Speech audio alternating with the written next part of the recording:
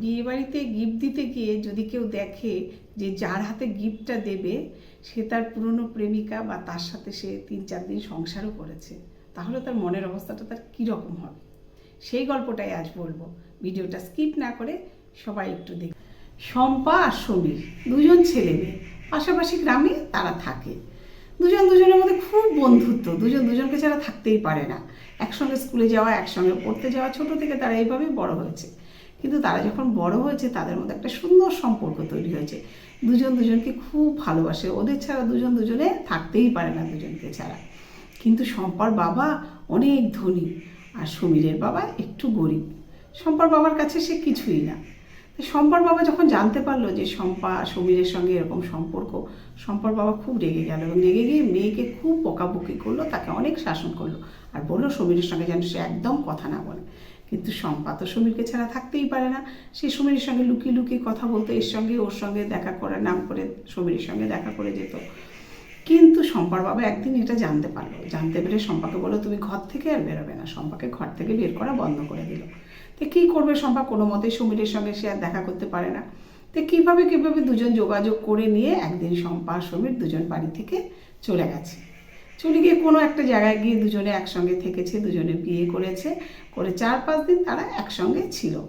থাকার পরে শম্পার বাবা যেহেতু খুব প্রতাপশালী, শম্পার বাবা ঠিক খুঁজে খুঁজে মেয়েকে ধরে নিয়ে এসছে এবং সঙ্গে সমীরকেও নিয়ে এসছে, নিয়ে এসে তাকে আইনত তার ওপরে ব্যবস্থা নিয়েছে। তা সেখানে যখন শম্পাকে ডেকেছে, সমীরকে ডেকেছে, শম্পার মা যখন খুব কান্নাকাটি করেছে, বাবা কান্নাকাটি করেছে, ওই দেখে শম্পা কষ্টে আর নিজেকে ঠিক রাখতে পারেনি। তখন যখন শম্পাকে জিজ্ঞেস করেছে যে তুমি কি চাও, তুমি সমীরের সঙ্গে যাবে না তোমার বাবা মার সঙ্গে যাবে, তখন শম্পা কিছু না বুঝতে পেরে মায়ের কান্না দেখে সে নিজেকে আর ঠিক রাখতে না পেরে সে বলেছে বাবা মার সঙ্গেই যেতে চাই। সমীর তো হতবাক হয়ে গেছে, এ কী করলো শম্পা একটু মায়ের চোখের জলে সমীরকে ভুলে গেল, এই ভেবে সমীর খুব কষ্ট পেল, কিন্তু কিছু করার নেই, শম্পা তার বাবা মার সঙ্গেই চলে গেল। তো এইভাবে দুটো বছর কেটে গেল। কেটে যাওয়ার পরে শম্পার বাবা শম্পার জন্য সুন্দর জায়গায় একটা বিয়ে ঠিক করলো। আর এদিকে সমীরও নিজেকে শম্পার থেকে দূরে সরিয়ে এনে সে একটা নতুন কর্মচারী, মানে একটা কোম্পানিতে চাকরি নিয়েছে। তো সেখানে সেই চাকরিটা সে করে। তো একদিন ওই কোম্পানির যে মালিক, তার বন্ধু বিয়ে, সেখানে কোম্পানির মালিক সমীরকে বলেছে যে সমীরকে নিয়ে সে যাবে বিয়ে বাড়িতে। তো সমীর সেই বন্ধুর সঙ্গে সেই বিয়ে বাড়িতে গেছে।